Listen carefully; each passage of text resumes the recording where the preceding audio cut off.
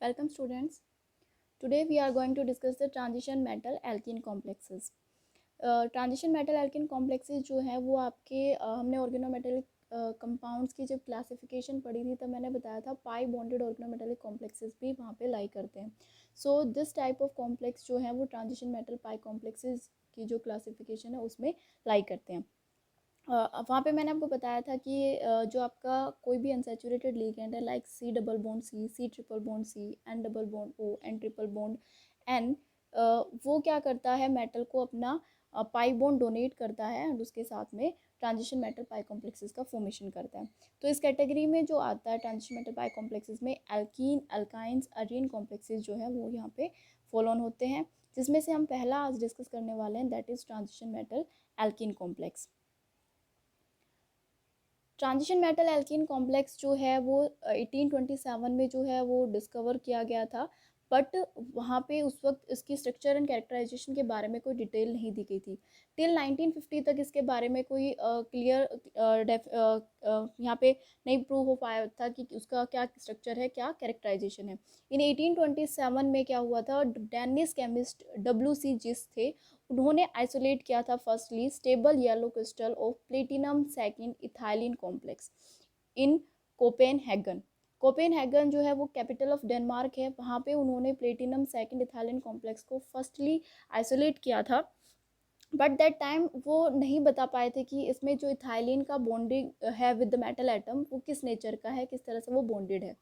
So but later on क्या हुआ, बहुत सारे कंपाउंड, इथाइलिन कंटेनिंग कंपाउंड और दूसरे भी जो है कॉम्प्लेक्सेस वहाँ पे सिंथेसाइज हुए और उनका क्लियर स्ट्रक्चर 1950s के बाद में वहाँ पे प्रूफ हो पाया.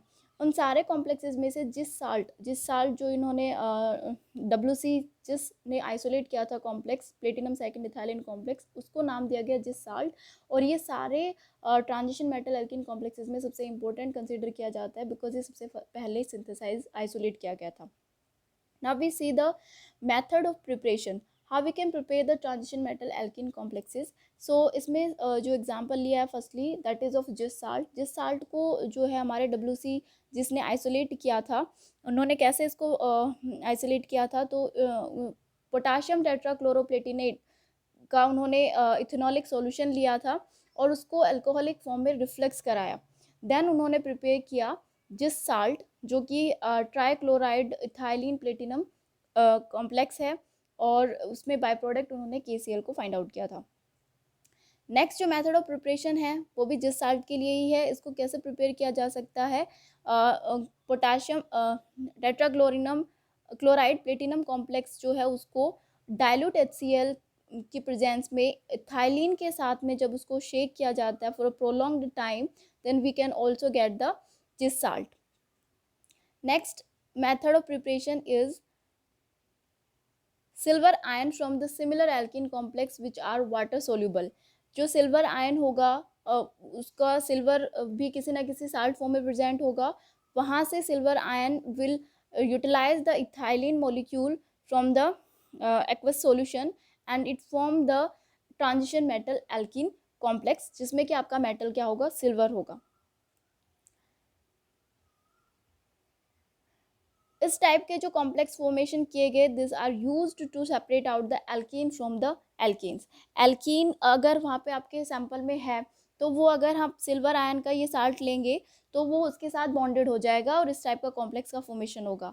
If there is alkene in your sample then इस टाइप का कोई भी प्रोडक्ट वहाँ पे फॉर्म नहीं होगा बिकॉज एल्केन इसके साथ कोई रिएक्शन नहीं देता सिल्वर आयन के साथ में.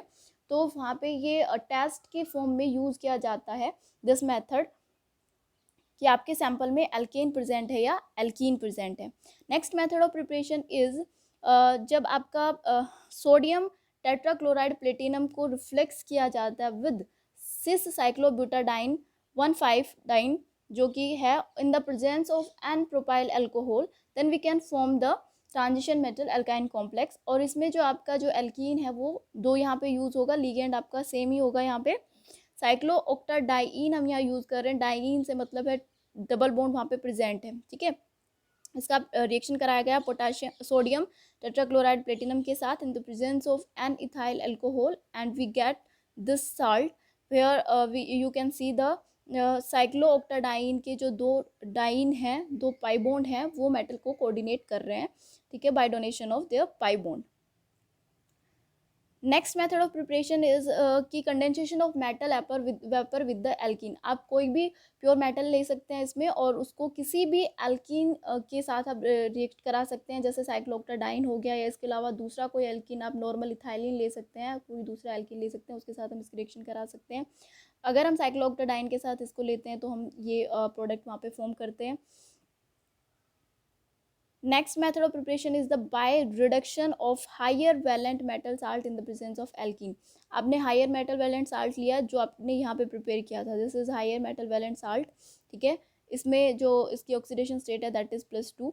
उसके बाद इसको हम रिएक्ट कराते हैं with the cyclooctadiene in the presence of alkene. Same जो हमने यहाँ पे प्रिपेयर किया, हम कह सकते हैं इसको फर्दर इसको हम रिएक्ट करा रहे हैं विद द फर्दर साइक्लोऑक्टाडाइन, जिससे हम क्या मिलेगा, यहाँ पे दोनों क्लोराइड रिमूव हो जाएंगे and we can in place of chloride आपका जो एक दूसरा साइक्लोऑक्टाडाइन मॉलिक्यूल है वो अपने इलेक्ट्रॉन्स यहाँ पे डोनेट करेगा टू द मेटल एटम। इस तरह से हम यहाँ पे प्रिपेयर कर सकते हैं मेटल एंड एल्कीन कॉम्प्लेक्स को। Next method of preparation is from the metal alkyls and the related species. यहाँ पे आपको क्या देखना है, यहाँ पे आपका ये मेटल एल्काइल ऑर्गेनोमेटेलिक कॉम्प्लेक्स है जिसका हम रिएक्शन कराते हैं with the acid in the presence of acid. तो आपको पता है यहाँ पे this double bond can behave as a nucleophile, ठीक है। तो एक स्पीसीज पे नेगेटिव चार्ज आएगा, एक पे पॉजिटिव चार्ज आएगा, ठीक है। And this negative carbon will get the H positive, और जो अनदर कार्बन है उसके ऊपर पॉजिटिव चार्ज आएगा। इस पॉजिटिव चार्ज को जो मेटल है उसके पास जो फिल्ड डी ऑर्बिटल्स हैं वहाँ से इलेक्ट्रॉन डोनेट करके ये इसको न्यूट्रलाइज करने की कोशिश करता है, जिसकी वजह से यहाँ पे इस तरह की बॉन्डिंग आपको दिखाई देगी लाइक दिस। तो आप यहाँ पे देख रहे हैं एक 3 मेंबर रिंग का फॉर्मेशन हो रहा है, ठीक है, लाइक साइक्लोप्रोपेन फॉर्म हो रहा है, like cyclopropane, it is not cyclopropane because यहाँ पे 3 कार्बन नहीं है, only 2 carbon involve in the ring, okay. और ये वाला जो आपका प्रिपेयर हुआ है प्रोडक्ट, ये रेजोनेटिक फॉर्म में इस तरह भी लाई कर सकता है। जब ये इस तरह से लाई करता है तो आप देख पा रहे हो ये ट्रांजिशन मेटल एल्कीन कॉम्प्लेक्स का फॉर्मेशन कर रहा है। ये हम डिस्कस करेंगे जो रेजोनेटिक फॉर्म है इसकी, जब हम आगे स्ट्रक्चर डिस्कस करेंगे कि ये दोनों इस तरह से कैसे लाई कर सकते हैं। इन दोनों के स्ट्रक्चर को अफेक्ट करता है back pi bonding, we will discuss later on. Next method of preparation is the by substitution of carbonyl of metal carbonyl by the alkene। जो आपका metal carbonyl complex है उसमें से उस carbonyl को हम replace कर सकते हैं, substitute कर सकते हैं with the alkene ligand। It is a simply substitution reaction जिसमें आपका incoming ligand is alkene और वो आप replace कर रहा है 2 electron donor carbonyl को। Here you can see this is hexacarbonyl chromium complex और इसका हम रिएक्शन करा रहे हैं साइक्लोहेप्टाट्राइन के साथ। This is triene, it means it donate their 3 pi bond, it can donate their 3 pi bond, और वो ऐसा ही करता है यहाँ पे। और आप जानते हैं एक कार्बोनिल 2 इलेक्ट्रॉन डोनर होता है, तो यहाँ से 3 अगर इलेक्ट्रॉन पाई बॉन्ड को हमें इंट्रोड्यूस कराना है, यानी 6 इलेक्ट्रॉन को इंट्रोड्यूस कराना है, तो हमें ऐसे लिगेंड, इतने लिगेंड को सब्सटीट्यूट कराना पड़ेगा जो कि 6 इलेक्ट्रॉन डोनेट कर रहा है मेटल एटम को to maintain the 18 electron count. So उसके लिए क्या किया जाता है, 3 कार्बोनिल को रिप्लेस कर दिया जाता है और 3 कार्बोनिल के प्लेस पे यहाँ पे जो आपका साइक्लोहेप्टाट्राइनाइल है वो लिगेंड अटैच हो जाता है with the chromium metal atom. So all these are the method by which we can prepare the transition metal alkene complexes।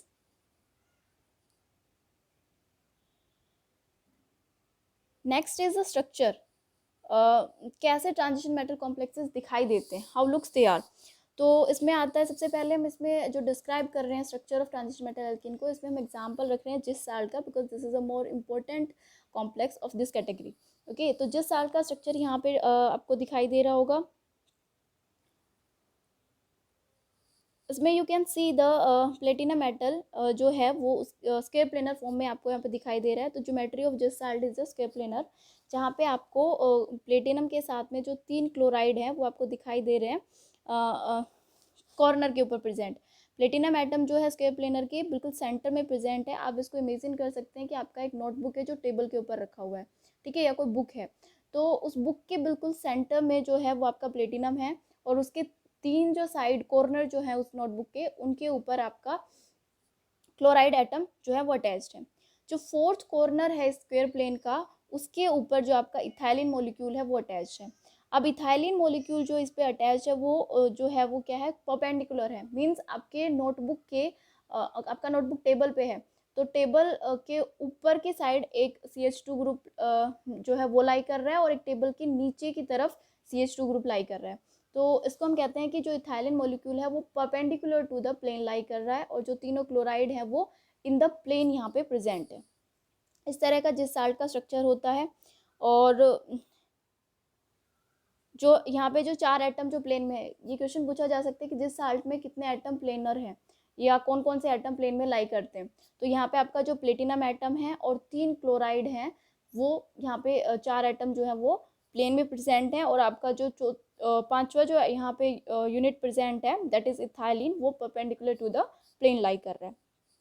ठीक है, नेक्स्ट हम यहाँ पे देखते हैं कि आपका जो फ्री एल्कीन का जो बॉन्ड एंगल होता है, you can see this is your free alkene. Okay, जब भी ये किसी मेटल के साथ बॉन्डेड नहीं है, उस केस की हम बात कर रहे हैं, तो इसमें जो आपका ये CH वाला बॉन्ड एंगल है दैट इज 117 डिग्री, और 120 डिग्री और 117 डिग्री के आसपास ये होता है। ठीक है, कंप्लीट 120 डिग्री नहीं होता। तो और इसका जो C और C का जो बॉन्ड लेंथ है, डबल बॉन्ड का जो बॉन्ड लेंथ है that is 1.337 angstrom. Okay, free alkene के केस में। लेकिन जब ये मेटल के साथ बॉन्डेड हो जाता है तो उस फ्री एल्किन में कुछ चेंजेस आते हैं। सबसे पहला चेंज जो इसमें ऑब्जर्व किया जाता है, ये आप देख सकते हैं, इसका जो CH जो बॉन्ड एंगल था that get reduced from 170 to 32.5 degree. Okay, जब ये एल्किन प्लेटिनम मेटल के साथ अटैच हुआ है। और साथ साथ में इसका बॉन्ड लेंथ भी वेरी कर जाता है। इसका जो बॉन्ड लेंथ है कोऑर्डिनेटेड इथाइलिन का जो बॉन्ड लेंथ है वो 1.35 एंगस्ट्रॉम से लॉन्गर है 0.038। आपका फ्री का नॉर्मल का होता है 1.337, और ये जो आपका बॉन्डेड है उसका बॉन्ड लेंथ जो है 1.375 है, जो कुछ पॉइंट इंक्रीज हो गया है। ये कितना इंक्रीज होगा from the free alkene bond length, ये डिपेंड करता है, 3-4 फैक्टर्स हैं, वो हम आगे डिस्कस करेंगे कि बॉन्ड लेंथ किस किस पे डिपेंड करेगा। On the nature of metal atom, metal atom के साथ दूसरे जो स्पेक्टेटर लिगेंड्स है उनके नेचर के ऊपर डिपेंड करेगा, और साथ में जो आपका C डबल बॉन्ड C के साथ जो सब्सटीट्यूएंट अटैच है, जैसे कि यहाँ पे हाइड्रोजन अटैच है, तभी जो वेरिएशन हो रहा है बॉन्ड लेंथ में वो 0.038 एंगस्ट्रॉम का हो रहा है फ्रॉम द फ्री एल्कीन। अगर यहाँ पे कुछ और सब्सटीट्यूएंट होते तो ये वेरिएशन अलग से आता आपका। अगर इलेक्ट्रोनेगेटिव एटम अटैच है तो ये वेरिएशन और भी इंक्रीज होगा। ठीक है, so these are the changes observed from the free alkene to the bonded alkene. You can see the bond length in the structure.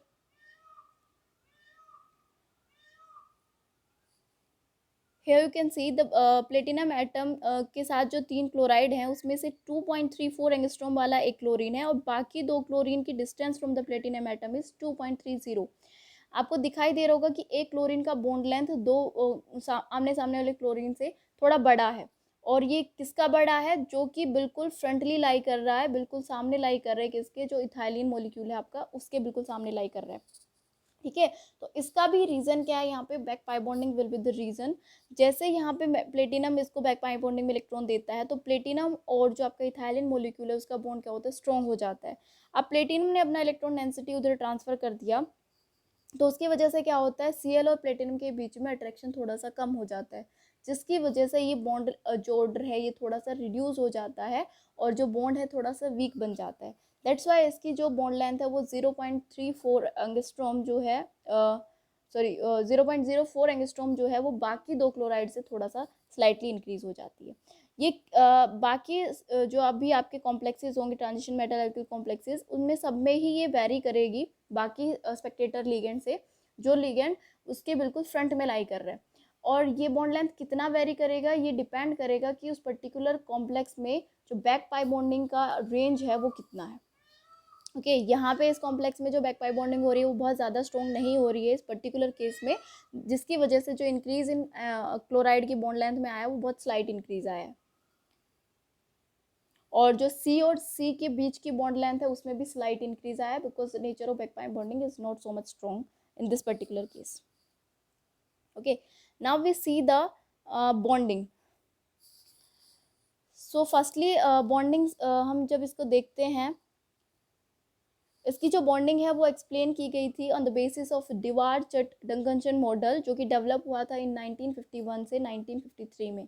मैंने बताया इस कॉम्प्लेक्स जिस साल की डिस्कवरी तो जो है वो 1827 में होगी थी, बस इसका स्ट्रक्चर नहीं पता था। 1950 के बाद इसका स्ट्रक्चर डिस्कवर हुआ है, वो जब डिवार्ड डंकनसन मॉडल आया उसके साथ में। ठीक है, तो पहले हम देखते हैं इसमें आपको नॉर्मली दिखाई दे रहा है इसमें क्या क्या मॉलिक्यूल है। प्लेटिनम है और 3 क्लोराइड है, तो इनकी बॉन्डिंग अलग होगी। और एक इसमें आपका अलग से लिगेंड दिखाई दे रहा है इथाइलिन मॉलिक्यूल, उसकी बॉन्डिंग प्लेटिनम के साथ किस तरह से होगी, ये 2 पार्ट हम डिस्कस करेंगे। सो पहले हम देखते हैं कि इथाइलिन मॉलिक्यूल किस तरह से आपस में उसका बॉन्डिंग स्ट्रक्चर है। सो इसके लिए क्या देखते हैं, आपका इथाइलिन मॉलिक्यूल में 2 कार्बन है, दोनों जो कार्बन है यहाँ पे sp2 हाइब्रिडाइजेशन में लाई करते हैं। इथाइलिन मॉलिक्यूल में जो कार्बन की hybridisation that is sp2 hybridization. यहाँ पे valence shell electronic configuration of carbon आपका दिखाई दे रहा है। एक कार्बन का इलेक्ट्रॉनिक कॉन्फ़िगरेशन इस तरह से होगा, जिसमें आपका, मैं यहाँ ड्रॉ कर देती हूँ।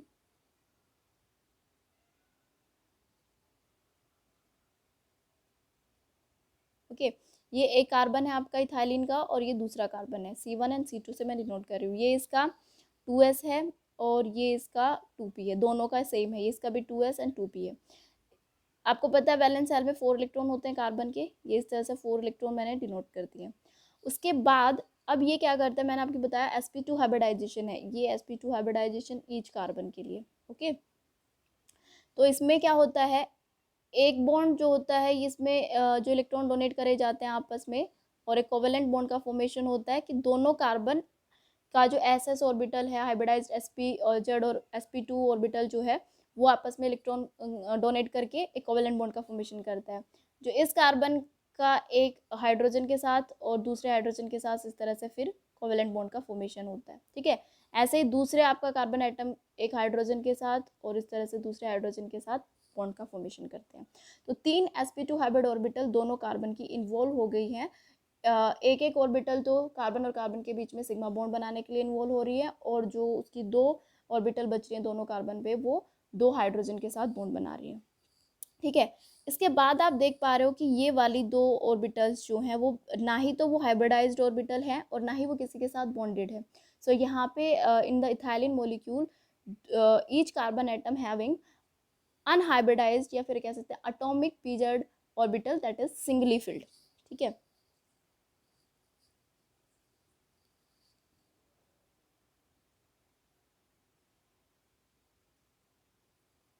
सो ये जो सिंगली फिल्ड ऑर्बिटल है ये क्या करती है, यहाँ पर आपको बॉन्डिंग दिखाई दे रहा है, यहाँ पे कार्बन का this is C1 and this is C2, इनका एक एक ऑर्बिटल जो है वो इलेक्ट्रॉन ट्रांसफर कर रहा है एक दूसरे को और सिग्मा बॉन्ड का फॉर्मेशन कर रहा है। हाइब्रिडाइज्ड ऑर्बिटल है दैट इज sp2, ये भी यहाँ पे sp2 हाइब्रिडाइज्ड ऑर्बिटल है कार्बन का, ये इस कार्बन का sp2 हाइब्रिडाइज्ड ऑर्बिटल है जो हाइड्रोजन से बॉन्डिंग कर रहा है, दूसरे कार्बन का sp2 है जो हाइड्रोजन से बॉन्डिंग कर रहे हैं। अब आप देख पा रहे हो ये यहाँ पे ऑर्बिटल और ये यहाँ पे ऑर्बिटल जो है pz हैं, और ये क्या है अनहाइब्रिड ऑर्बिटल्स हैं, एटॉमिक ऑर्बिटल्स हैं जिनमें एक एक इलेक्ट्रॉन प्रेजेंट है। इसको यहाँ पे क्लियरली इस तरह से बनाया गया है डायग्राम को। ठीक है, यहाँ पे ये 2 ऑर्बिटल्स बच रहे हैं जिसमें एक एक इलेक्ट्रॉन अभी भी बचा हुआ है। तो यहाँ पे सिग्मा बॉन्ड का फॉर्मेशन हो गया, एंड यू नो कि यहाँ पे इथाइलिन में क्या होता है, डबल बॉन्ड लाई करता है।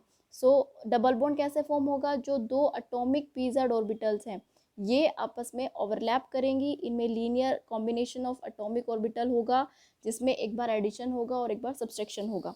जब एडिशन होगा तो क्या होगा, यहाँ पे अब बॉन्डिंग मॉलिक्यूलर ऑर्बिटल का फॉर्मेशन होगा, pi bonding molecular orbital form होगा, और जब इन दोनों एटॉमिक ऑर्बिटल में सब्सट्रैक्शन होगा तो यहाँ पे पाई एंटी बॉन्डिंग 2p-z और मॉलिक्यूलर ऑर्बिटल का फॉर्मेशन होगा। दीज आर एटॉमिक और इससे ही मॉलिक्यूलर ऑर्बिटल फॉर्म हो रहे हैं। ठीक है, तो यहाँ पे इसका एमो डायग्राम यहाँ पे नीचे आपको दिखाई दे रहा है।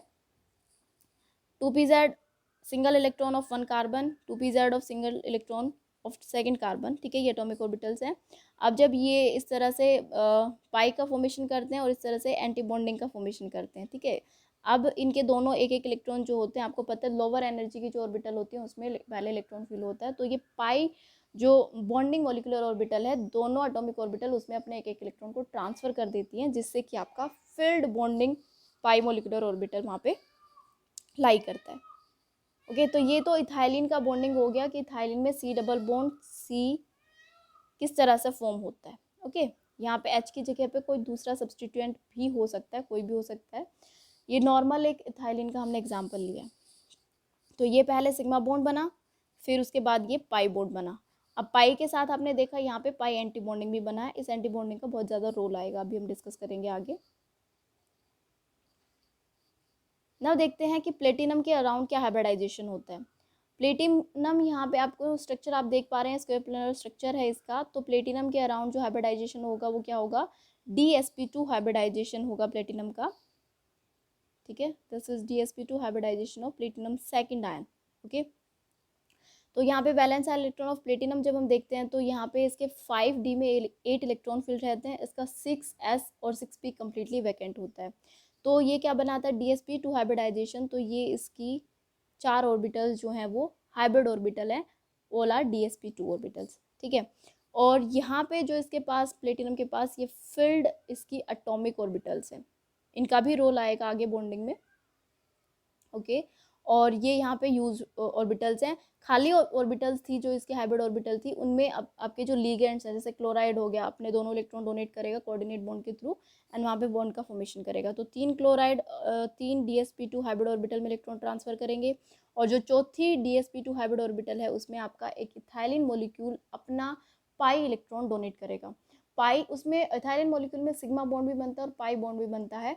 पाई बॉन्ड ट्रांसफर होगा, पाई इलेक्ट्रॉन्स ट्रांसफर होंगे, बिकॉज मैंने आपको ऑलवेज बताया हुआ है ये ऑर्डर होता है sigma pi, non bonding, pi star, sigma star. Okay, तो जब इलेक्ट्रॉन जाना होगा तो हाईएस्ट ऑक्यूपाइड मॉलिक्यूलर ऑर्बिटल में से जाता है। इथाइलिन के केस में ये डायग्राम है। ओके, तो हाईएस्ट ऑक्यूपाइड मॉलिक्यूलर ऑर्बिटल पाई है इसका, तो इलेक्ट्रॉन यहाँ से डोनेट होगा। ओके, और जब रिसीव करना होता है तो लोवेस्ट अनऑक्यूपाइड ऑर्बिटल में इलेक्ट्रॉन पहले फिल किया जाता है, पाई स्टार में इलेक्ट्रॉन पहले फिल किया जाएगा, देन सिग्मा स्टार में अगर एक्स्ट्रा इलेक्ट्रॉन है तो यहाँ पे पाई इलेक्ट्रॉन जो हैं वो आपके डोनेट करे जाएंगे to the DsP2 hybrid orbital of platinum atom. यहाँ पे देखिए, ये आपका कार्बन का जो पाई इलेक्ट्रॉन्स है, बॉन्डिंग पाई इलेक्ट्रॉन्स है, वो मेटल की वैकेंट ऑर्बिटल के साथ ओवरलैप कर रहे हैं, और जिससे कि platinum ethylene platinum sigma bond का फॉर्मेशन हो रहा है यहाँ पे।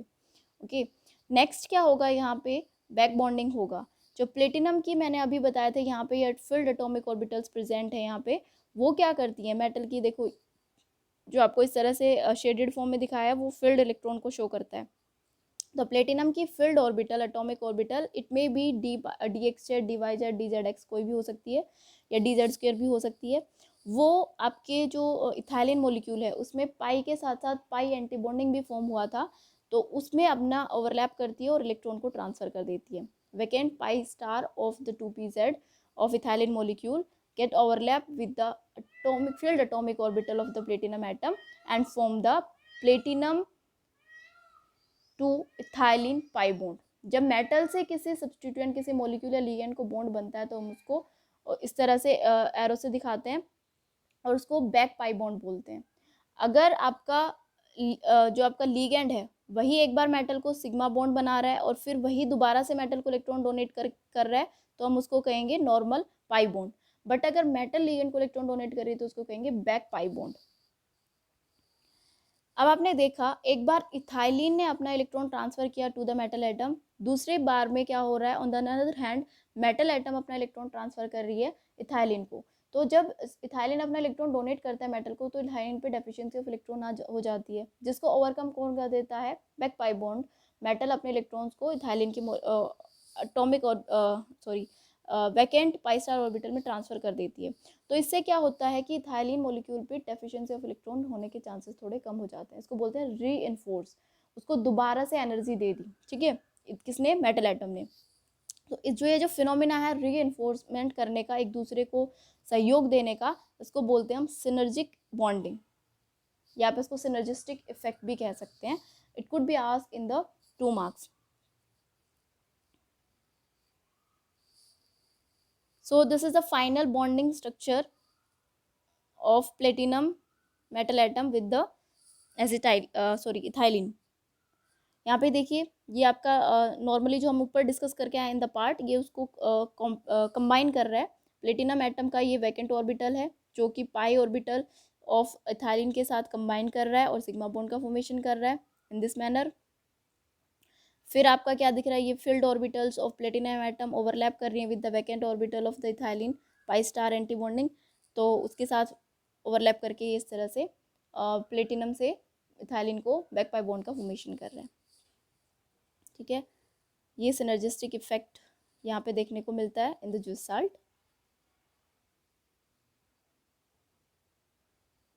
ओके, जो ये सिनर्जिस्टिक इफेक्ट आप देख रहे हैं, ये अलग अलग कॉम्प्लेक्सेस में इसका इफेक्ट जो इसकी रेंज जो होती है वो अलग अलग होती है। जो extent of back pi bonding है वो जनरली डिपेंड करता है nature of the substituent on the C double bond C. जो आपका डबल बॉन्ड है, जो आपकी ओल्फिन है, उस पर सब्सटीट्यूएंट किस तरह के लगे हैं, किस नेचर के लगे हैं, उसके ऊपर डिपेंड करता है। दूसरा डिपेंड करता है, दूसरा फैक्टर जो डिपेंडिंग है बैक पाई बॉन्डिंग का, on the oxidation state of the metal atom.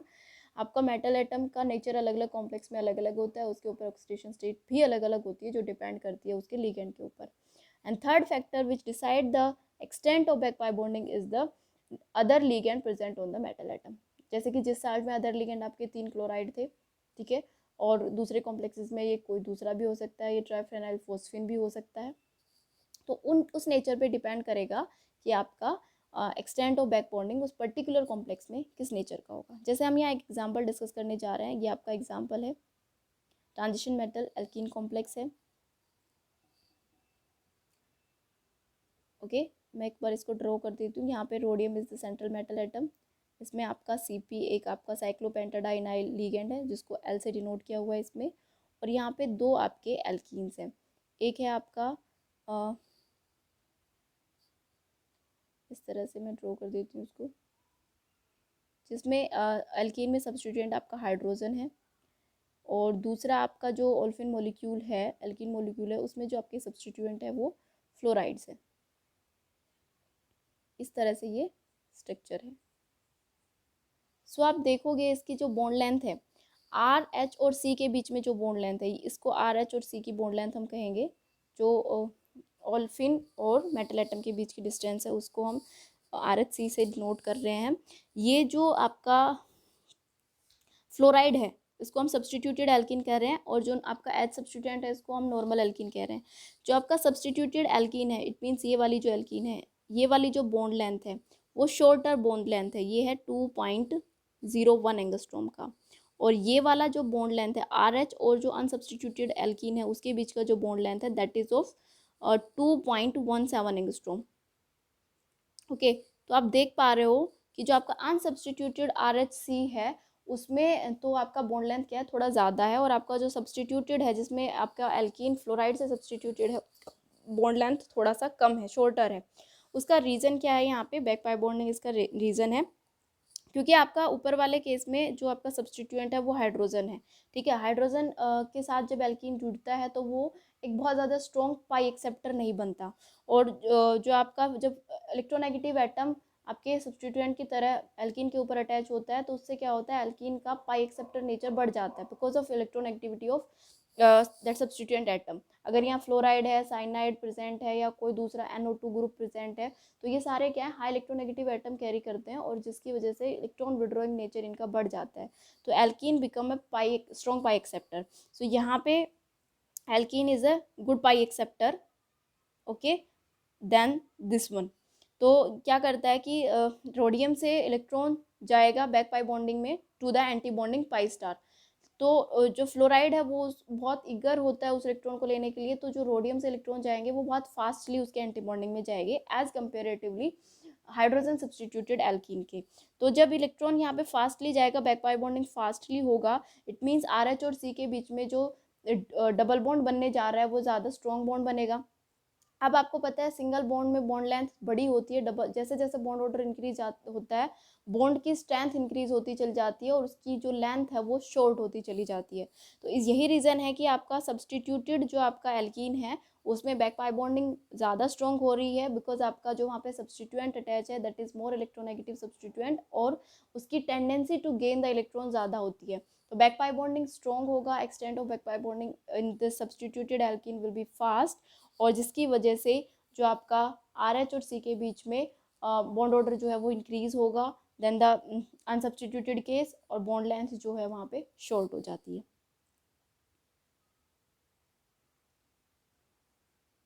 ये दोनों ही केस में रोडियम एटम दोनों के लिए सेम है, उसके ऊपर ऑक्सीडेशन स्टेट जो है रोडियम की जो है वो दोनों के लिए सेम आएगी।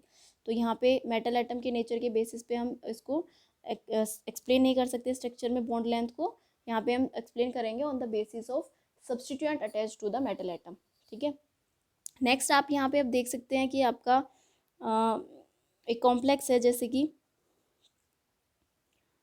ये वाला आपका कॉम्प्लेक्स है, ठीक है, और एक आप जिस साल्ट से हम इसको कंपेयर करें, जिस साल्ट आपका था दिस क्लोराइड क्लोराइड क्लोराइड, और यहाँ पे आपका इस तरह से CH2 ग्रुप अटैच थे, ठीक है, और एक आपका कॉम्प्लेक्स है ये।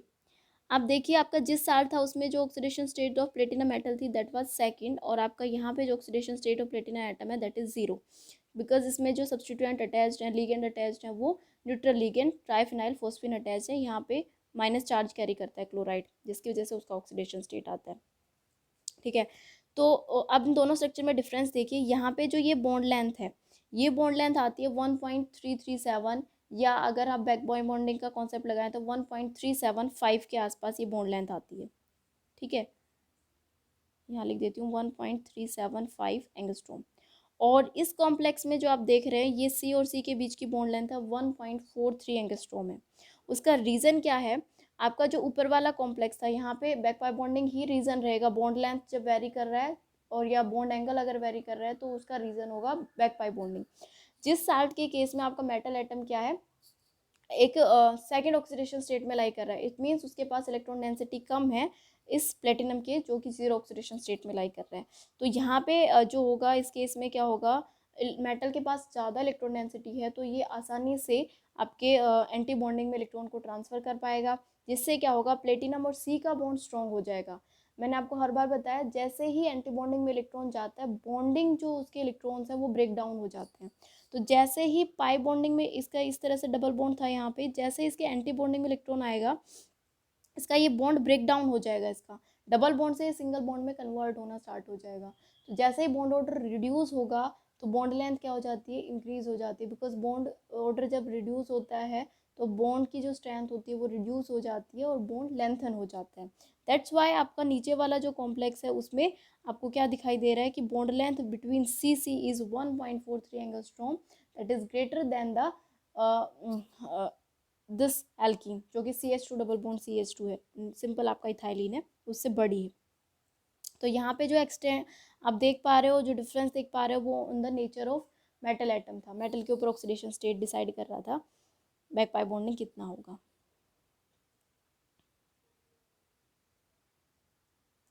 नेक्स्ट आप कंपेयर करके देखिए, आपका यही कॉम्प्लेक्स है,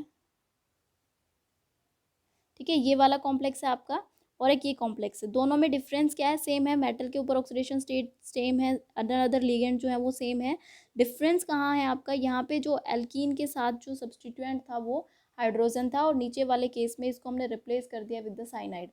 तो आप देखो डिफरेंस, देखो डिफरेंस क्या दिखाई दे रहा है, जब साइनाइड सब्सटीट्यूएंट है तो जो सी और सी के बीच में बॉन्ड लेंथ है दैट इज 1.52 एंगस्ट्रॉम, और जब आपका normal hydrogen as a substituent present है ऑन द एल्कीन तो आपका बॉन्ड ऑर्डर आ रहा है बॉन्ड लेंथ आ रही है 1.43 एंगस्ट्रॉम। तो ये जो बॉन्ड लेंथ में डिफरेंस है, ये इंक्रीज इन बॉन्ड लेंथ आ रहा है, वो due to the presence of these electronegative substituent on the carbon atom है। ये सब्सटीट्यूएंट क्या करते हैं, बेटर पाई एक्सेप्टर है। तो क्या करेंगे, ये मेटल एटम से, यहाँ पे मेटल के पास इक्वल इलेक्ट्रॉन डेंसिटी है दोनों केस में, अब इलेक्ट्रॉन डेंसिटी मेटल से पाई एंटी बॉन्डिंग में किस में फास्ट जाएगी वो डिसाइड करेगा कि कौन सा सब्सटीट्यूएंट पाई एक्सेप्टर नेचर का है। So CN is more good pi acceptor than that of CH2, तो इसमें इलेक्ट्रॉन डेंसिटी जो है वो ज़्यादा फास्टली ट्रांसफर होगा on to the anti bonding. जैसे ही एंटी बॉन्डिंग में इलेक्ट्रॉन्स आएगा आपका बॉन्डिंग बॉन्ड टूट जाएगा, तो जिससे कि बॉन्ड ऑर्डर क्या हो जाएगा, रिड्यूस होगा अगेन, और बॉन्ड लेंथ क्या हो जाएगी, इंक्रीज हो जाएगी। ये बॉन्ड लेंथ अप्रोक्सीमेटली आपका जो सी सी सिंगल बॉन्ड है बॉन्ड लेंथ होती है उसके इक्वल आ जाती है, जो कि 1.54 एंगस्ट्रॉम होता है। नॉर्मल एक आपका सी और सी जो सिंगल बॉन्ड होता है उसकी बॉन्ड लेंथ 1.54 एंगस्ट्रॉम होती है। और आप देख पा रहे हो बैक पाई बॉन्डिंग का इफेक्ट यहाँ इतना ज़्यादा है कि आपका जो C double bond C bond था वो इतना ज़्यादा वीक हो जाता है कि उसकी bond length equal to the single bond हो जाती है।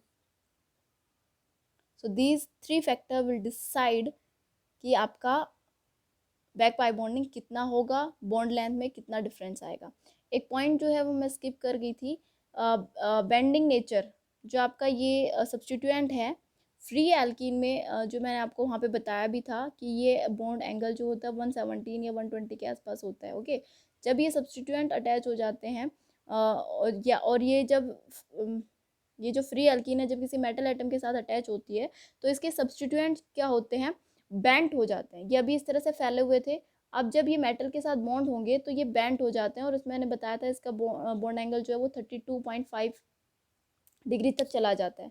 ठीक है, और तो ये कितना बैंड होगा 117 से, कितना ये बैंड होगा, ये डिपेंड करता है कि आपका सब्स्टिट्यूएंट किस तरह का, बैक पाई बॉन्डिंग का एक्सटेंड कितना हो रहा है। जितना ज़्यादा बैक पाई बॉन्डिंग होगी उतने ही आपके एल्कीन के ऊपर जो सब्स्टिट्यूएंट लगे हैं वो बेंट हो जाएंगे फ्रॉम द मेटल एटम।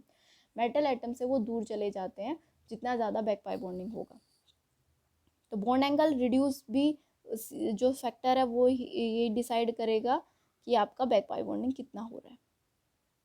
इसको हम एक रिलेशन से भी देख सकते हैं।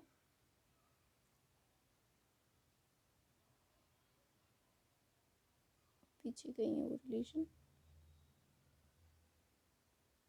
ये रही। ठीक है, यहाँ पे आप देखो डेल्टा बीटा जो है बेंडिंग ऑफ द सब्स्टिट्यूएंट है कि जो आपके ये सब्स्टिट्यूएंट है यहाँ पे देखो ये इसका बॉन्ड एंगल कुछ ज़्यादा होगा। यहाँ पे इस वाले स्ट्रक्चर में आप देखो ये दोनों सब्स्टिट्यूएंट पास पास आ गए और मेटल से दूर चले गए, इसको हम कहते हैं बेंडिंग ऑफ सब्स्टिट्यूएंट। तो ये जो एक्सटेंट ऑफ बेंडिंग है ये क्या होता है, डेल्टा बीटा से हम इसको डिनोट कर रहे हैं, और इसका अमाउंट कितना होता है, रेंज कितनी होती है 2.09 into del L. Del L क्या है, change in the bond length. यहाँ पे आपका बॉन्ड लेंथ में भी डिफरेंस दिख रहा होगा, ये सी डबल बॉन्ड सी है और ये सी सिंगल बॉन्ड है, तो यहाँ बॉन्ड लेंथ शॉर्ट है, यहाँ बॉन्ड लेंथ लार्ज है। तो जितना ज़्यादा चेंज इन बॉन्ड लेंथ आएगा उतना ही ज़्यादा बेंडिंग ऑफ द सब्स्टिट्यूएंट होगा। और चेंज इन बॉन्ड लेंथ ज़्यादा कब होता है, जब बैक पाई बॉन्डिंग ज़्यादा होती है।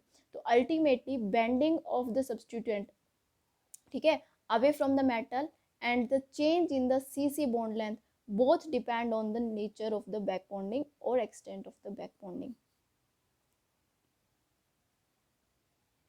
अब यहाँ पे हमने आपको दो स्ट्रक्चर ए और बी दो स्ट्रक्चर दिखाई दे रहे हैं। तो यहाँ पे बेसिकली होता क्या है, आपका जो इथाइलिन कोऑर्डिनेटेड मॉलिक्यूल होगा, कॉम्प्लेक्स होगा, वो दो फॉर्म में एग्जिस्ट कर सकता है। ठीक है, ये आइसोमर की फॉर्म हम कह सकते हैं इसको। अगर बैक बॉन्डिंग ज़्यादा नहीं है तो उस केस में क्या होगा, आपका ये C double bond C form में दिखाई देगा आपको बॉन्ड। अगर आपका एक्सटेंट ऑफ बैक बॉन्डिंग ज़्यादा हो गया तो आपका डबल बॉन्ड जो है वो कन्वर्ट हो जाएगा सिंगल बॉन्ड में, और इस तरह से आपको एक साइक्लोप्रोपेन लाइक रिंग का फॉर्मेशन दिखाई देगा। ठीक है, अगर आपका बैक बॉन्डिंग का नेचर कम है तो उस केस में आपके जो सब्स्टिट्यूएंट के बीच में जो एंगल है वो थोड़ा बड़ा होगा, और बैक पाई बॉन्डिंग अगर ज़्यादा है तो सब्स्टिट्यूएंट के बीच में जो एंगल है वो बॉन्ड एंगल है वो कम हो जाएगा, और they will be more bent away from the metal atom. Metal atom से इन सब्स्टिट्यूएंट की डिस्टेंस ज़्यादा हो जाएगी, delta beta value will increase. So ये दो स्ट्रक्चर में से कौन से फॉर्म में जो है आपका मॉलिक्यूल लाई करेगा वो डिसाइड होगा on the nature of back pi bonding. और nature of back pi bonding मैंने बताया डिपेंड करता है 3 फैक्टर्स के ऊपर, oxidation state of the metal, nature of the spectator ligand and the substituent present on the alkene molecule. Now we will see the properties. जो transition metal alkene complex बनता है वो क्या क्या प्रॉपर्टीज़ कैरी करता है। सो फर्स्टली आपका जो जिस साल्ट है वो येलो कलर्ड का क्रिस्टलाइन सॉलिड है। जब इस जिस साल्ट को फर्दर ट्रीट किया जाता है with the concentrated HCl in the presence of ethanolic solution, तो यहाँ पे डाइमराइजेशन होता है, और वो जो डाइमर फॉर्म होता है जिस साल्ट का उसका कलर जो होता है वो ऑरेंज कलर का होता है। This dimer get formed when ethanolic solution of this salt treated in the presence of concentrated HCl, this dimer form and the color of this dimer is orange color, और इसका colour जो होता है वो yellow colour होता है।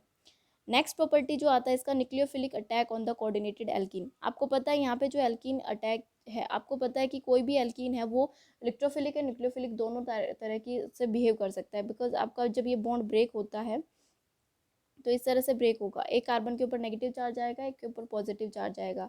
तो negative वाला न्यूक्लियोफाइल की तरह बिहेव करके किसी इलेक्ट्रोफाइल पे अटैक कर सकता है, और ये इलेक्ट्रोफाइल की तरह बिहेव करके किसी कोई न्यूक्लियोफाइल इसके ऊपर अटैक कर सकता है।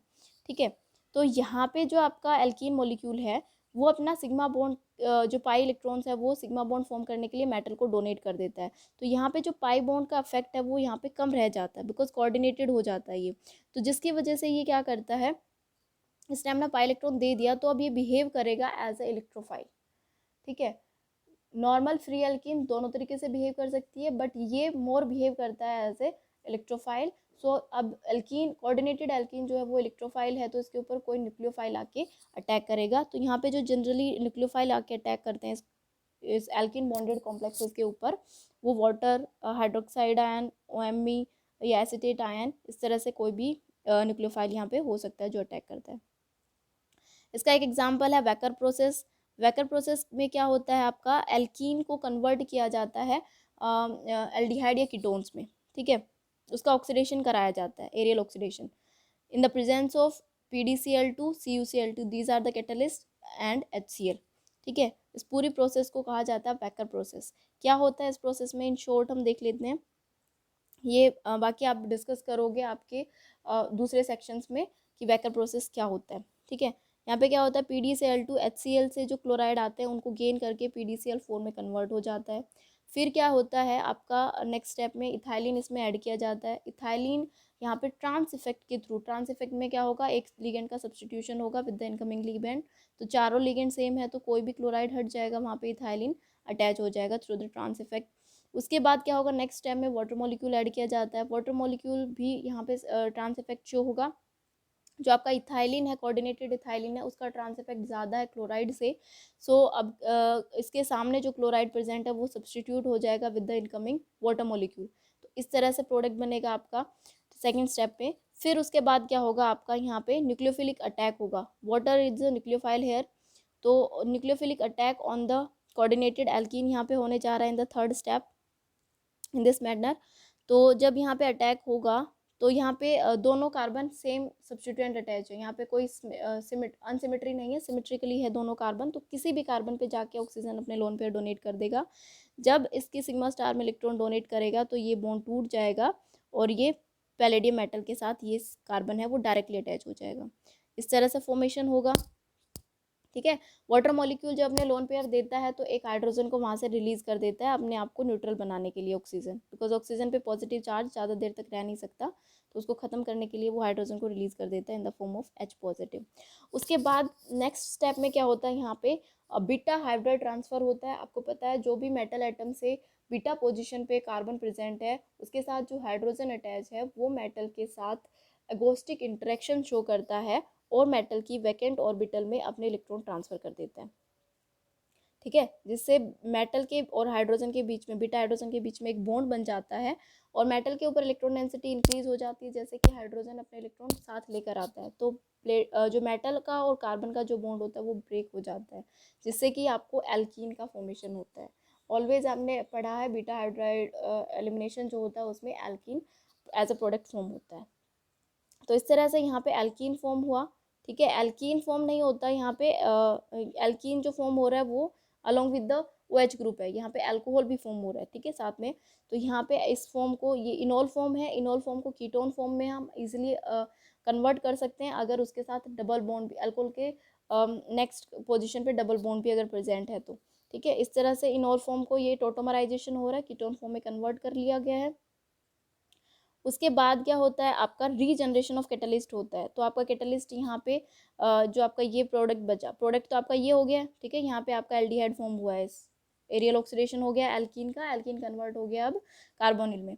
ठीक है, यहाँ पे जो आपका बचा है ये मोइटी, ये क्या करेगी, रीजनरेशन ऑफ कैटलिस्ट करती है, जिसमें से प्लेटिनम बिल्कुल अलग डिटैच हो जाता है from all the ligands HCl इस तरह से रिमूव हो जाता है, एक क्लोराइड आयन अलग रिलीज होगा और एक वाटर मॉलिक्यूल रिलीज हो जाएगा यहाँ से। अब आपका जो आप ये कैटलिस्ट यूज़ करते हैं PdCl2 लेते हैं, PdCl2 में प्लेटिनम जो होता है +2 ऑक्सीडेशन स्टेट में प्रेजेंट होता है, और आपका जो यहाँ पे प्लेटिनम रिलीज हुआ है वो 0 ऑक्सीडेशन स्टेट में है। ठीक है, तो इसको कैसे कन्वर्ट करेंगे, CuCl2 जो आपका कैटलिस्ट को कैटलिस्ट हम यहाँ यूज़ करते हैं, वो क्या करेगा, प्लेटिनम का तो क्या करा देगा, ऑक्सीडेशन करा देगा, ये 0 से 2 में कन्वर्ट हो जाएगा, और यहाँ पे कॉपर +1 से क्या चला जाएगा, +2 में चला जाएगा। कॉपर का रिडक्शन सॉरी ऑक्सीडेशन हो जाए, कॉपर का रिडक्शन हो जाएगा, सॉरी यहाँ पे कॉपर +2 में था और यहाँ पे कॉपर +1 में चला गया। कॉपर का क्या हो रहा है, यहाँ पे रिडक्शन हो रहा है, और पैलेडियम का क्या हो रहा है, यहाँ पे ऑक्सीडेशन हो रहा है, 0 से 2 में कन्वर्ट हो रहा है ये। अब क्या होना होगा, आपका जो को कैटलिस्ट है वो +2 स्टेट में प्रेजेंट होता है, लेकिन ये क्या कन्वर्ट हो गया है, +1 में कन्वर्ट हो गया है, क्योंकि इसको PdCl2 को क्रिएट करना था। तो अब ये +1 में क्रिएट हो गया है, तो अब ये वापस से को कैटलिस्ट अपने ओरिजिनल फॉर्म में कैसे जाएगा, तो यहाँ पे in the presence of aerial oxygen और HCl की प्रेजेंस में ये जो आपका को कैटलिस्ट है ये अगेन से +2 फॉर्म में कन्वर्ट हो जाएगा। इसमें यहाँ पे इसका क्या हो जाएगा, ऑक्सीडेशन हो जाएगा। तो जो यहाँ पे ऑक्सीडेशन, जो ऑक्सीजन यूज हो रही है, अब शुरू में हमने इक्वेशन देखी थी इसकी, ऑक्सीजन, वो ऑक्सीजन कहाँ यूज हो रही है, इन द जनरेशन ऑफ को कैटलिस्ट। ये आपका जनरल इक्वेशन है इस प्रोसेस के लिए। ठीक है, ये ऑक्सीजन सिर्फ कहाँ यूज हो रही है, को कैटलिस्ट को रीजनरेट करने के लिए यूज हो रही है। तो यहाँ पे ऑक्सीजन आया है, ये कहाँ से आया है, फ्रॉम द वाटर मॉलिक्यूल, जो हमने न्यूक्लियोफाइल की फॉर्म में यूज किया था, वहाँ से ये ऑक्सीजन इंट्रोड्यूस हुआ इन द प्रोडक्ट। ये क्वेश्चन भी कई बार यूजफुल होता है। ओके, तो इस तरह से हो सकता है, आप इसको यूज़ कर सकते हैं in the preparation of alkene से कार्बोनिल कॉम्प्लेक्सेस फॉर्मेशन करने के लिए। यहाँ पे दूसरा आपको दिखाया हुआ है, वो आपका सिमेट्रिक एल्कीन लिया था हमने। अगर आपका ये कॉम्प्लेक्स है उसमें अनसिमेट्रिक एल्कीन है, जैसे यहाँ पे आपको दिखाई दे रहा है, ठीक है, इस तरह की एल्कीन है यहाँ पे, जिसमें आपका एक कार्बन के साथ हाइड्रोजन अटैच है और दूसरे कार्बन पे आपका फर्दर कोई कार्बन ही अटैच है। ठीक है, तो ये अनसिमेट्रिक एल्कीन हो गया। इस केस में क्या होता है, आपका न्यूक्लियोफाइल वहाँ पे अटैक करेगा जो आपका मोर हिंडर्ड कार्बन होगा एल्कीन का। ठीक है, ये इसका रीज़न क्यों होता है, ताकि आपका जो दूसरा कार्बन है वो मेटल के साथ अटैच होने जा रहा होता है। ठीक है, तो मेटल के साथ दूसरे सब्सटीट्यूएंट एल्बी लिगेंड भी प्रेजेंट होते हैं, तो वहाँ पे स्टीरिक इंट्रेंस बहुत ज़्यादा ना हो, इसीलिए मेटल उस कार्बन के साथ अटैच होगी जिसके साथ हाइड्रोजन अटैच है, या वो लेस सब्सटीट्यूटेड कार्बन है उसके साथ अटैच होगा। ठीक है, तो यहाँ पे सिमेट्रिक के केस में कोई चॉइस नहीं होती, किसी भी कार्बन ऑफ एल्कीन पे जाके आपका न्यूक्लियोफाइल अटैक कर सकता है। बट अगर आपका कोऑर्डिनेटेड एल्कीन जो है वो अनसिमेट्रिक है, तो उस केस में चॉइस होगा, आपका न्यूक्लियोफाइल आपका मोर सब्सटीट्यूटेड कार्बन पे अटैच होगा और less substituted carbon will attach to the metal atom. यहाँ पे आपका एक स्टीरियो स्पेसिफिक प्रोडक्ट का फॉर्मेशन होगा। ठीक है, तो इस तरह से फिर अगेन इसमें क्या होगा, बीटा हाइड्राइड एलिमिनेशन, जब एक बार अटैच हो जाएगा न्यूक्लियोफाइल इसके साथ तो बीटा हाइड्राइड एलिमिनेशन होगा, उसमें अगेन से एल्कीन का फॉर्मेशन होगा। इस तरह से यहाँ पे फिर से टोटोमराइजेशन होगा, इसका C और O के बीच में डबल बॉन्ड आ जाएगा, यहाँ पे नेगेटिव चार्ज आएगा, ये पॉजिटिव जो H रिलीज हुआ था वो अगेन इस पर अटैच हो जाएगा। ठीक है, तो इस तरह से ये बनेगा, यहाँ पे कीटोन की फॉर्म बनेगी। जब आपका अनसिमेट्रिक एल्कीन आप लेंगे यहाँ पे तो कीटोन फॉर्म होगा ऑलवेज, और अनसब्स्टिट्यूटेड एल्कीन जब भी आप लेंगे, नॉर्मल इथाइलिन लेंगे आप, तो वहाँ पे एल्डिहाइड का फॉर्मेशन होगा।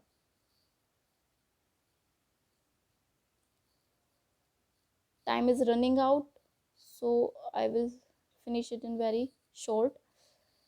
नेक्स्ट जो प्रॉपर्टी है दैट इज इंसर्शन रिएक्शन, जो आपके ट्रांजिशन मेटल एल्कीन कॉम्प्लेक्स बने हैं वो इंसर्शन रिएक्शन भी शो कर सकते हैं। इंसर्शन रिएक्शंस क्या होती हैं, जिसमें आपका डबल बॉन्ड या कोई अनसेचुरेटेड आपकी मोइटी है उस पर आपका मेटल कॉम्प्लेक्स जो है वो अटैच होता है, और यह ऑलवेज सिन एडिशन होता है इंसर्शन रिएक्शन में। जिस तरफ से आपका मेटल अटैच होगा उसी तरफ से आपका सब्सटीट्यूएंट, जो दूसरा सब्सटीट्यूएंट है वो जाके अटैच होगा एल्कीन के ऊपर। यहाँ हम देखते हैं इसमें, ये आपका सपोज कोई ट्रांजिशन मेटल एल्कीन कॉम्प्लेक्स है, तो यहाँ पे क्या होता है, आपको मैं इसको इस तरह से लिख देती हूँ, थोड़ा टेढ़ा लिखा हुआ है उसमें। ठीक है, LNM, और ये कोई लीगेंड ये मेटल के साथ, तो क्या होगा, ये लीगेंड इस कार्बन के ऊपर अटैक होगा। ठीक है, और ये मेटल एटम जो है, इस मेटल एटम और जो ये वाला बॉन्ड है ये स्ट्रॉन्ग हो जाएगा। ठीक है, ये वाला जो डबल बॉन्ड है ये टूटने लग जाएगा। 4 मेंबर्ड का फॉर्मेशन होगा यहाँ पे 4 मेंबर्ड रिंग का, जो कि यहाँ पे दिखाया हुआ है आपका। एक्स और सी के बीच में बॉन्ड बनना स्टार्ट होगा, ठीक है, और जो C double bond C bond था वो ब्रेक होना स्टार्ट हो जाएगा। मेटल और इस CH2 के बीच में बॉन्ड बनना स्टार्ट हो जाएगा, और जो मेटल और उस एक्स लिगेंड के बीच में जो बॉन्ड था वो ब्रेक होना स्टार्ट हो जाएगा। इस तरह से 4 मेंबर ट्रांजिशन रिंग का फॉर्मेशन होगा। और आप अल्टीमेटली क्या देखेंगे, एक्स जो है मेटल से डिटैच होके मोर सब्सटीट्यूटेड एल्कीन के कार्बन पे अटैच हो जाएगा, और आपका मेटल एटम जो है वो लेस सब्सटीट्यूटेड कार्बन के ऊपर अटैच हो जाएगा। बिकॉज यहाँ पे हमने अनसब्सटीट्यूटेड एल्कीन लिया था, तो यहाँ कोई चॉइस की बात नहीं थी, किसी भी कार्बन पे एक्स अटैच हो सकता है, कोई से भी कार्बन पे एम अटैच हो सकता है। अगर आपका अनसिमेट्रिक एल्कीन है तो always metal will attach to the less substituted carbon of the alkene, and आपका जो दूसरा कोई भी लिगेंड है वो अटैच होगा on to the more substituted atom of the carbon. वो स्टीरिक क्राउडिंग ही इसका रीज़न होता है, ठीक है। जैसे आपको यहाँ पे एग्जांपल दिखने को मिल रहा है, यहाँ पे आपका hydrogen will attach on this hydrogen will attach on this carbon जो कि मोर सब्सटीट्यूटेड है, and this cobalt will attach on this CH2 group, और इस तरह से आपका फॉर्मेशन होगा। This is known as the oxo process. ये भी आपने दूसरे सेक्शंस में पढ़ते हैं, कैटलिस्ट जब पढ़ते हैं तब, ठीक है। और यहाँ पे इंसर्शन रिएक्शन का एग्जांपल आपको देखने को मिल रहा है कि आपका सब्सटीट्यूटेड कॉम्प्लेक्स है, जिसमें आपका क्या होगा कि ये वाला आपका क्या होगा, एक्स ग्रुप होगा, ऑर्गेनिक लिगेंड जो है वो मूव करेगा, ठीक है। तो ये एक्स जो है आपका एक कार्बन के साथ अटैच हो जाएगा, और दूसरे कार्बन के साथ मेटल के साथ आपका बॉन्ड बन जाएगा इस तरह से।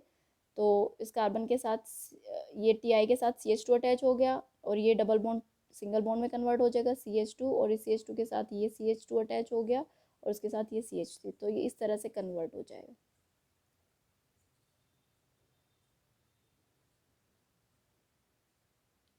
ये जो आपने ऊपर पैकर प्रोसेस देखी और ये वाला जो देखा, ये दोनों अपोजिट है। वहाँ पे एल्कीन जनरेट हो रहा था, यहाँ पे जो एल्कीन है वो आपका रिड्यूस हो रहा है, ठीक है। यहाँ पे एल्कीन से एल्कीन का फॉर्मेशन हो रहा है, वहाँ पे जो आपका एल्कीन था उसमें ऑक्सो में वो कन्वर्ट हो रहा था।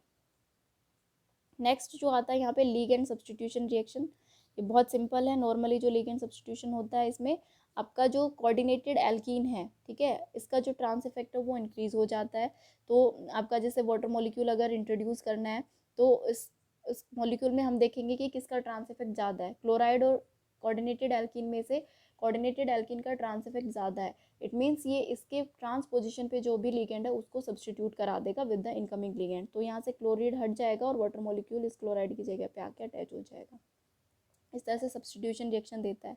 इधर हमने क्या डाला, दूसरा जो हमने यहाँ पे रिएक्शन ली है उसमें हमने आपका इनकमिंग लिगेंड है, ये आपका प्राइमरी अमाइन है, ठीक है। और यहाँ पे आपका क्या होगा, again this trans effect of coordinated alkene is greater than that of chloride, so chloride will remove here, और उसकी जगह पे आपका अमाइन ग्रुप आके अटैच हो जाएगा, ठीक है।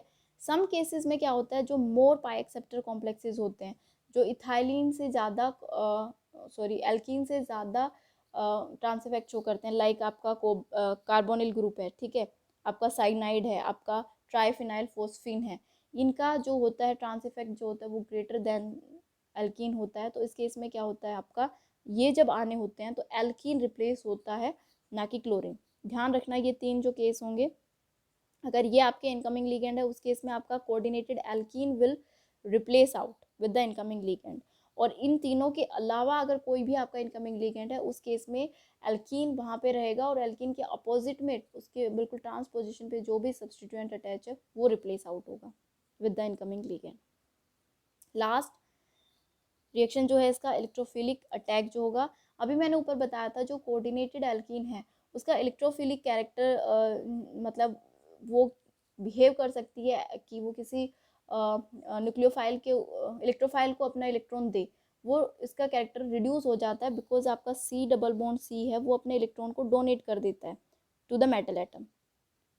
ये इलेक्ट्रॉन उसने मेटल एटम को डोनेट कर दिए हैं, जिससे इसके पास अभी डोनेशन की कैपेसिटी ज़्यादा नहीं है, तो ये बिहेव नहीं कर सकता है एज ए इलेक्ट्रोफिलिक अटैक अपने ऊपर नहीं करा सकता, न्यूक्लियोफाइल अटैक करता है इसके ऊपर।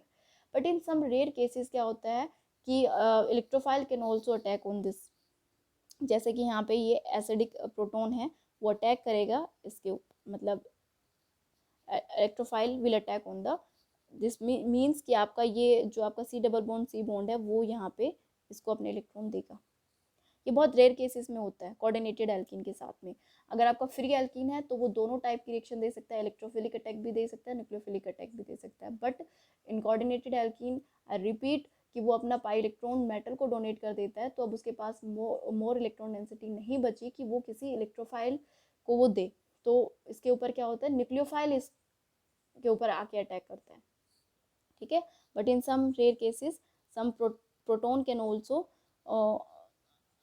अटैक ऑन दिस, और जो आपका एल्कीन है वो कोऑर्डिनेटेड एल्कीन है वो बिहेव करेगा न्यूक्लियोफाइल की तरह, और वो एसिडिक प्रोटोन को अटैक करके उसके साथ कॉम्प्लेक्स का फॉर्मेशन कर लेगा। जब ये इस तरह से इसके पास अटैक करेगा तो आपका यहाँ पे पॉजिटिव चार्ज आ जाएगा दूसरे कार्बन पे। इस पॉजिटिव चार्ज को कम करने के लिए मेटल अपने फील्ड ऑर्बिटल से इलेक्ट्रॉन देगा, जिससे कि अल्टीमेटली मेटल के ऊपर पॉजिटिव चार्ज आ जाएगा,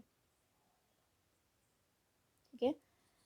so with this from my side this topic transition metal alkene complex get over, and I hope आपको ये अच्छे से समझ आ गया होगा। ओके, तो मिलते हैं नेक्स्ट क्लास में with next new topic. Till then take care.